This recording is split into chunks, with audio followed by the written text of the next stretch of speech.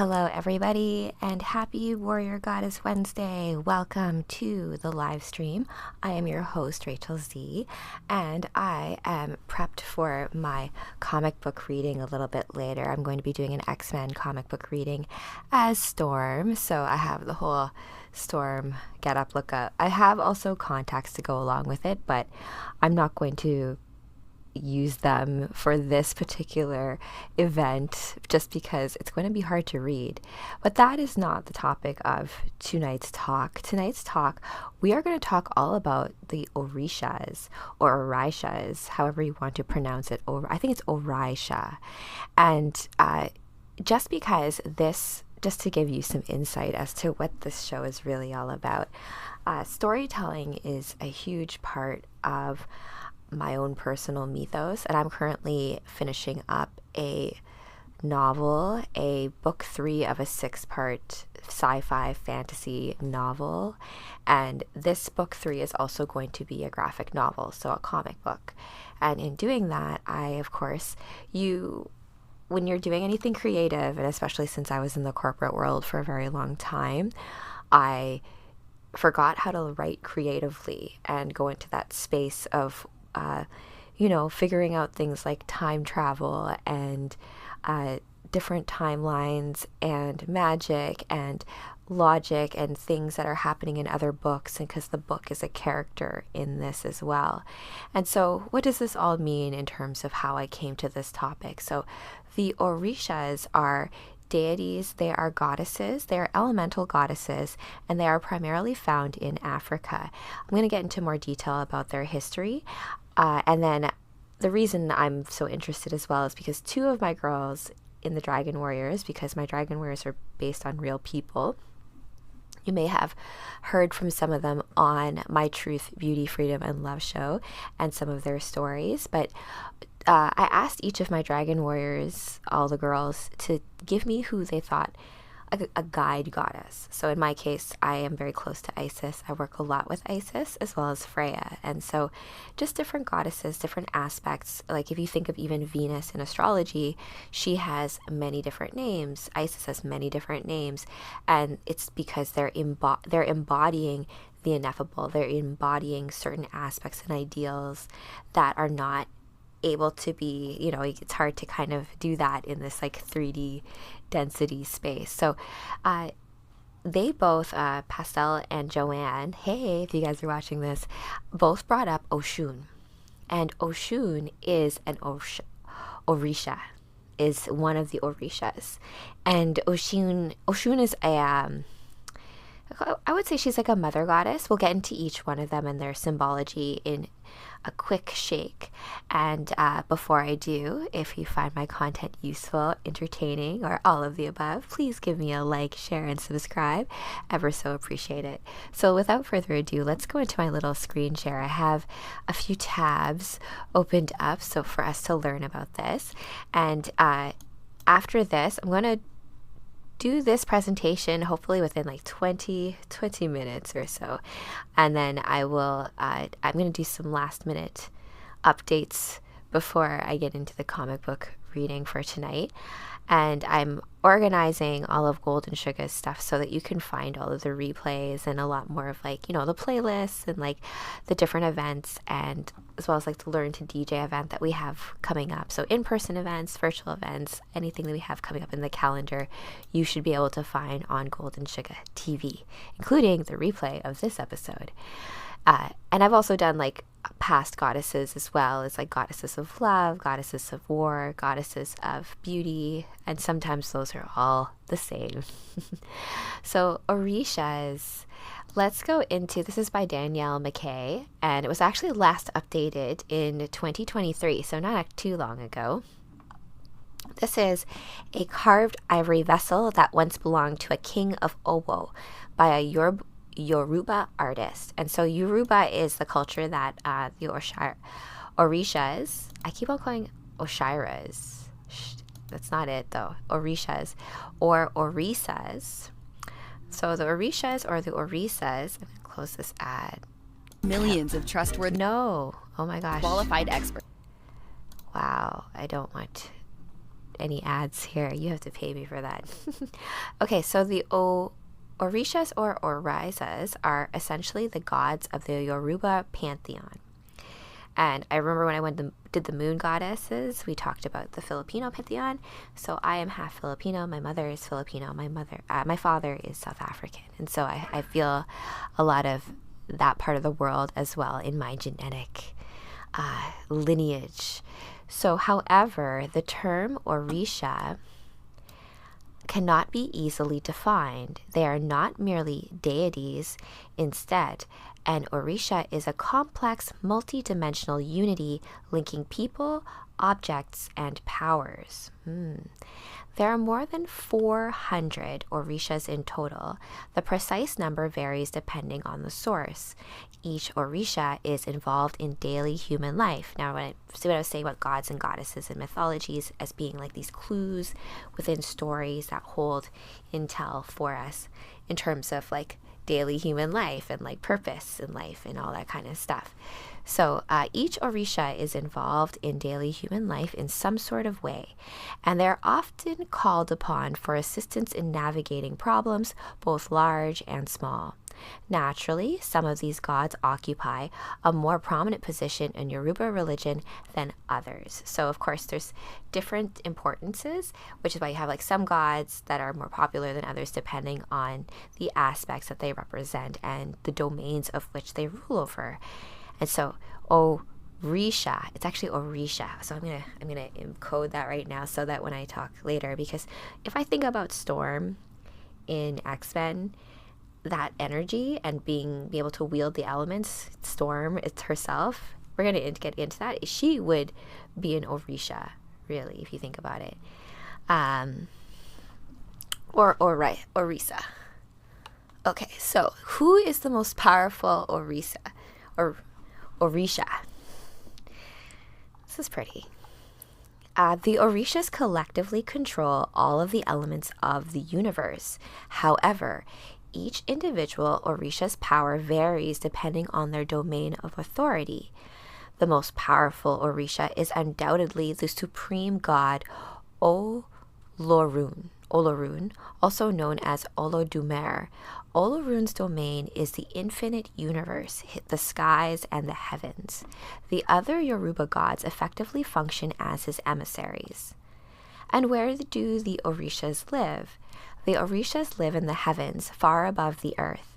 Most Orishas cannot easily travel to the human realm, but certain gods were gifted with the power to act as messengers, if we think about gods such as Thoth and Hermes and other Greek and Egyptian lore as well.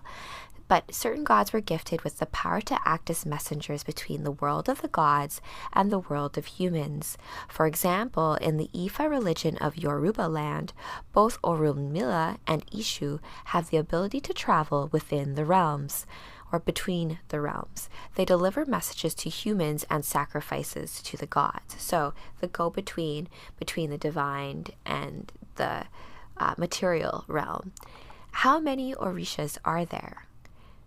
Okay, so this is a kneeling female figure, which is popular in Yoruba art. Look at those boobies.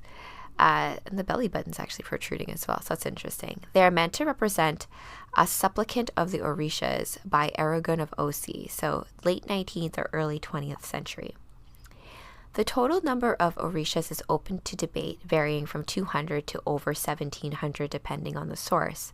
However, the most commonly accepted number is 401. That's interesting. So 401. I guess also considering the supreme infinite deity being as well. So the Orishas are collectively known as Orishalana or Orishanla. Yes. This is also the name that is given to the creator god Obatala. The most important and powerful Orishas number around a dozen. These are the deities who are the most active in earthly affairs and universal in Yoruba belief. The rest of the Yoruba pantheon is made up of lesser Orishas and ancestors. So ancestors become a form of deity as well. Something important to note when you're thinking about like earth magic stuff. So a statuette of Ishu for an altar by a Yoruba artist in the late 20th century. Close this. According to one creation myth, in the beginning there is only one Orisha, the divine spirit, who lived in a house at the foot of a sheer rock wall. He had a slave called Ishu who attended to all of his needs, but Ishu hated his master. So one day, Ishu climbed to the top of a cliff and pushed a large boulder over the edge. The boulder fell on top of the Orisha's house and crushed the divine spirit within. The god shattered into pieces, which were then scattered in all directions by the wind. In this way, pieces of the divine spirit came to be found in all places and found within all living things, including the natural elements. Today, all 401 Orishas, collectively known as the Orishashanla,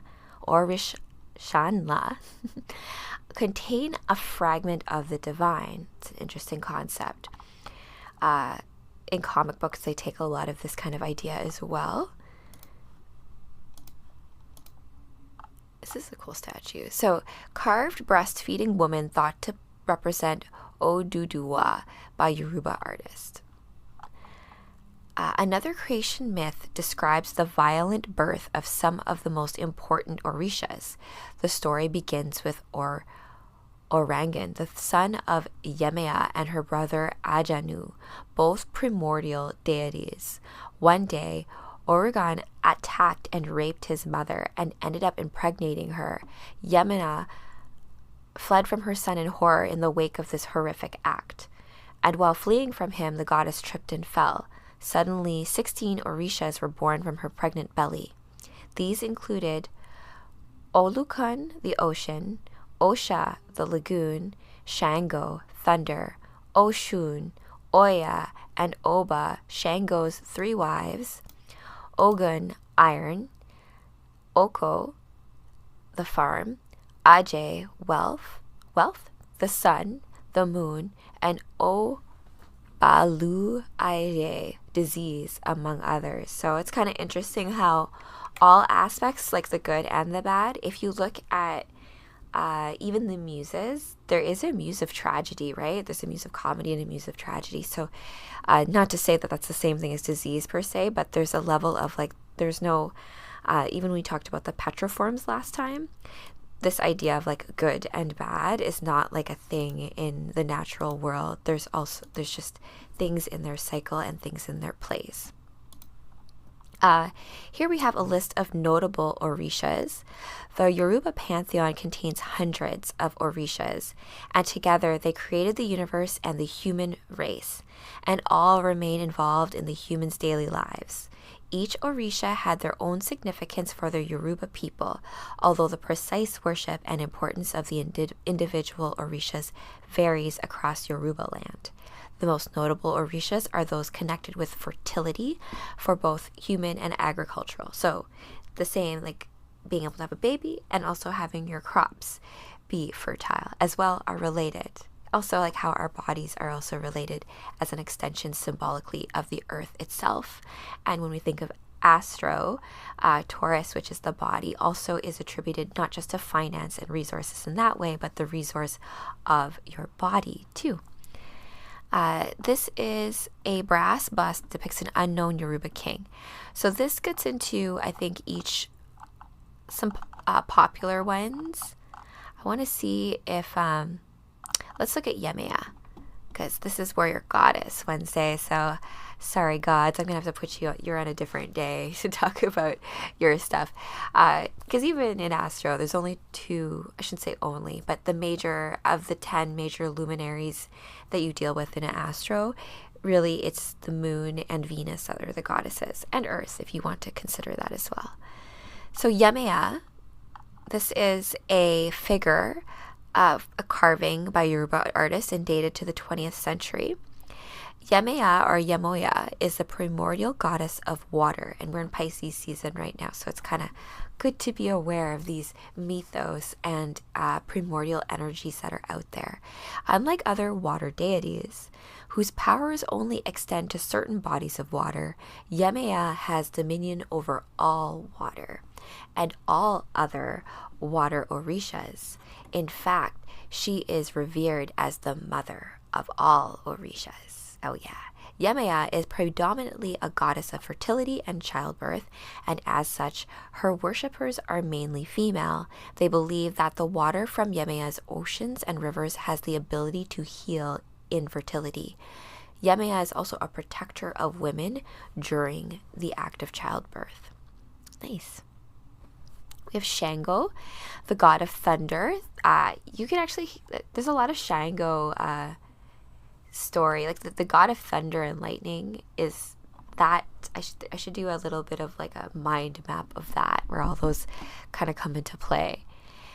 Oshun. Let's talk about Oshun, because this is the goddess that is the guide goddess, or involved in two of my ladies. And she's, when I think of water too, I do think of dream power, because you're talking about Neptune's domain. You're talking about the unseen, the subconscious. So all of like those types of waters symbolically also play a part when we're talking about more ineffable concepts and archetypal concepts such as gods and goddesses. So Oshun is the goddess of the ocean river and the patron town of Ozogbo. She is also the goddess of love, beauty, and diplomacy. That's some good skills to have. Though primarily known as a peacemaker, Oshun will not hesitate to fiercely protect her followers. That's right. She's nice until she's not. She is one of the three wives of Shango, the god of thunder and lightning. So Oshun is a benevolent and generous goddess, closely associated with kingship and the royalty of the Ozogbo kingdom. And this is where Oshun is very similar to Isis, because Isis translates to the throne, right? And so this idea of birthright to kingship coming through the goddess is very much attributed here to Oshun. And I can see why my girls have felt a calling to Oshun, being Oshun's daughters.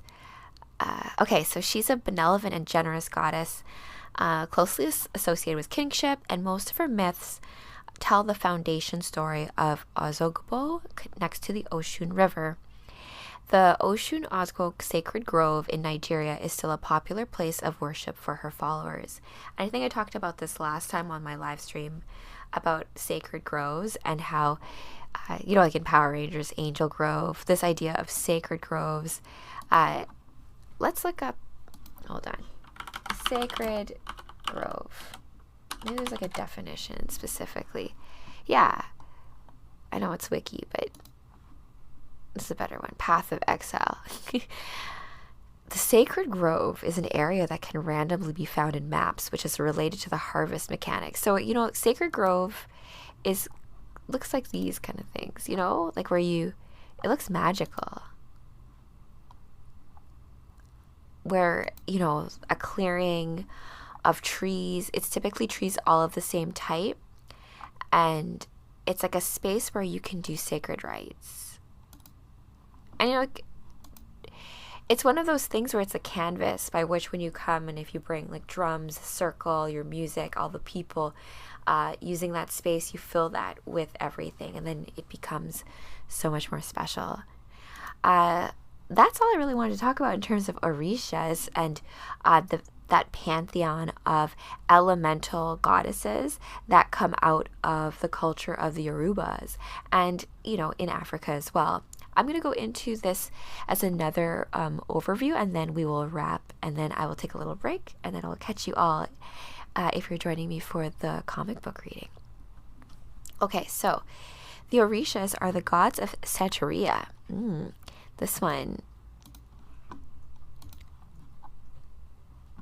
Okay, interesting. So this just goes to show all these interesting connections between the different goddesses and like the way they kind of intertwine with different cultures. And if you go further and far enough back, it's all like brothers and sisters. So the Orishas are gods of Santeria, the beings that believers interact with on a regular basis. The number of Orishas, remember there's quite a lot of them, varies among believers. In the original African belief system from which Santeria originates, there are hundreds of Orishas. The New World Santeria believers, on the other hand, generally only work with a handful of them. So then we've got here a few of them that are primarily, I guess, venerated within the Santeurian religion. So like Orunla, the Orisha of divination and human destiny. So here, Orunla was present at the creation of humanity and the forging of souls. Thus, Orunla has the knowledge of the ultimate destiny of each soul, which is an important facet of Santeria practice. So this idea of ultimate destiny. Working towards one's destiny is to promote harmony. That's a good one. I'm going to repeat that. Working towards one's destiny is to promote harmony. To move contrary to it creates discord. So believers look for insight to their destiny and what they might currently be doing in order that runs contrary. So I look at that as in relation to Astro and like what we're like when you're trying to find your purpose, and when things aren't working, it's like because perhaps that's not the correct path, like we're trying to force it. But it can be sometimes difficult to discern those clues, right? So Orunla is commonly associated with Francis of Assisi, although the reasons are not obvious. So they're associated, not sure why. It's something to look into it. Let's go into Oshun one more time. This one's calling Oshun very seductive. I like that. Oshun is the seductive Orisha of love and marriage and fertility, and she rules the genitals and the lower abdomen, that old sacral chakra area. She is particularly associated with feminine beauty as well as relationships between people in general. That is very Venetian, super Venetian. I bet you she's an equivalent for sure. She's also associated with rivers and other sources of fresh water. Now, rivers as well in Japanese culture are associated with dragons. So this is interesting too. In one tale, the Orishas decided that they no longer needed Olodumare. Olodumare in response created a great drought that none of the Orishas could reverse. To save the parched world, Oshun transformed into a peacock. So that's interesting because peacocks are usually male, but I'm assuming that it's just like the fancy peacock. Oshun transformed into a peacock and ascended to Olodumare's realm to beg his forgiveness. He relented and returned the water to the world, and the peacock transformed into a vulture. Oshun is associated with Our Lady of Charity, an aspect of the Virgin Mary focused on hope and survival, particularly in relation to the sea. Our Lady of Charity is also the patron saint of Cuba, where Santeria originates. So we think of Cuba. One of my favorite movies is Dirty Dancing, Havana Nights. I also like the original Dirty Dancing. Do those back to back, but that's kind of interesting here, really. So a peacock feather, fan, mirror, or boat may represent her, and her colors are red, green, yellow, coral, amber, and violet. I had a lot of coral at my wedding. Oh, I love that. So there's also Yemea. I think that she's pretty awesome as well to touch on. She's lakes and seas as opposed to rivers and sacred groves like Oshun. But Yemea is the patron of women and motherhood, and associated with Lady of Regla, the protector of sailors. So fans, seashells, canoes, coral, and the moon all represent her. So she's more of like a moon goddess of the Orishas. White and blue are her colors. Maternal, dignified, and nurturing, and the spiritual mother of all. She's also an Orisha of mystery, reflected in the depths of her waters, and often understood to be the older sister of Oshun. So Yemea is Oshun's big sister. And Oshun oversees the rivers, and she's also associated with tuberculosis and intestinal disorders. So it's almost like if you're in disorder, the way I kind of read this, if you're not in alignment with your human destiny, it's as if these aspects will reflect the more challenging parts of themselves. So it's good to what these goddesses do help us to conceptualize how to understand how to work towards harmony in our own lives.